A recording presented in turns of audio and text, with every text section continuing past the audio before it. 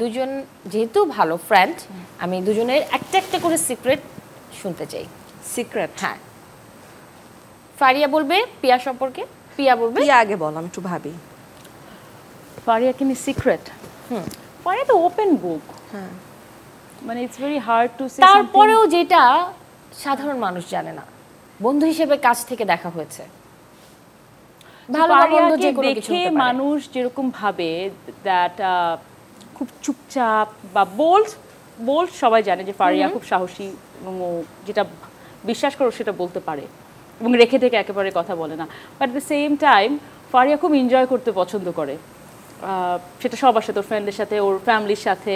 আমার মনে হয় এটা দেখে ওকে অত বোঝা যায় না। ওকে দেখে আমার মনে হয় একটু চুপচাপই ভাবে মানুষ, যে শুধু ফেসবুকে স্ট্যাটাস দিতে পারবে আর মাঝে মাঝে। না, এখানে একটা ব্যাপার আছে, সেটা হচ্ছে আমি খুবই সিলেক্টিভ মানুষের সাথে অনেক মিশি। হ্যাঁ, যার সাথে আমি মিশি তার সাথে অনেক family। মিশি। হ্যাঁ, খুব স্পেসিফিক মানুষ। ওকে, এবারে ফারিয়ার কাছে শুনবো। পিয়া খুব ভালো রান্না করে, পিয়া খুব ভালো বিফ রান্না করে, আর সেটা মধ্যে আস্ত রসুন থাকে। মানে ওকে দেখলে মানুষের নরমালি মনে হওয়ার কথা না যে সে রান্না করতে পারে কিনা, তাই না?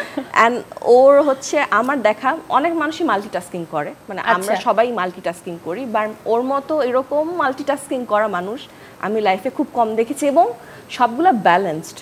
এমন না যে ও কাজ করতে করতে ওর পার্সোনাল লাইফে কিছু। রান্নার প্রসঙ্গ যেহেতু চলেই আসলো এবং আমরা জানতেও পারলাম যে পিয়া খুব ভালো রান্না করতে পারে, এবারে স্পেশাল কি রান্না করেছে পিয়া আর ফারিয়া কি করেছে এটা একটু শুনতে চাই। ফারিয়া কিছু রান্না করে না।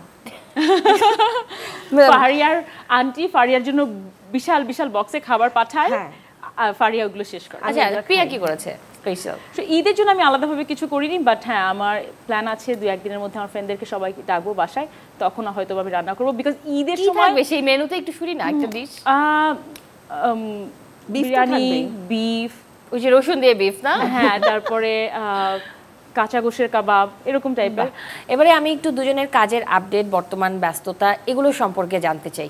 ঈদে আমি 3টার মতো নাটক করেছিলাম, সেগুলো আসবে, আমি সবগুলো টাইম আসলে জানি না। আর এর বাইরে আমার একটা ওয়েব সিরিজ নিয়ে কথা হচ্ছে, সেটা হলে খুবই ভালো হয়, আমি খুব এক্সাইটেড স্ক্রিপ্টটা নিয়ে, কিন্তু ওইটা আসলে কবে নাগাদ শুটিং শুরু হবে আমি এখনো জানি না।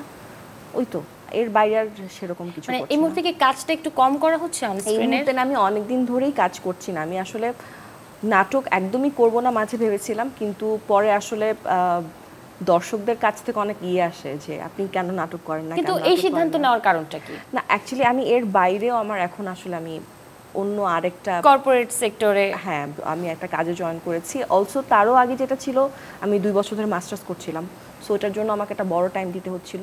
আর আরেকটা জিনিস কি, একটা সময় পর্যন্ত আমি আসলে মাসে 22 দিন অভিনয় করাটাকে এনজয় করতাম, কিন্তু এখন আসলে আমার ওই কাজটা করতে ভালো লাগে না। আমার মনে হয় যে আমি হয়তো বছরে খুব বেশি হলো 6টা কাজ করবো, বাট 6টা একটু ভালো কাজ হোক।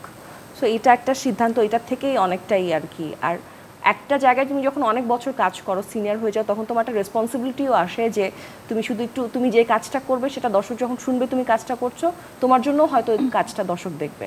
সো ওইটার জন্য আমি ভেবেছি যে আমি যখন কম কাজ করবো, সিলেক্টিভ হব, তখন আসলে দর্শকও আরও খুশি হবে যে ওর ভালো কাজ আসছে।